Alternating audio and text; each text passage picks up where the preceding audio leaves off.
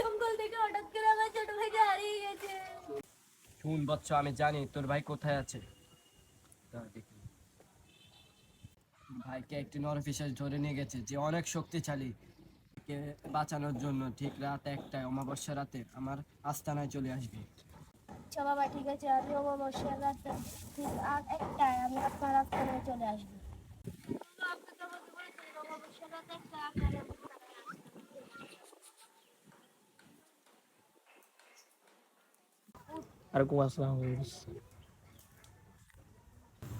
হাহা, তোদের দুজনকে ধরার জন্য আমি এই ফাঁদটা পেতেছি। হাহা, তোদের দুজনকে আমি মেরে বলি দিয়ে আমি এই জঙ্গলের অসীম শক্তিধর হয়ে যাবো।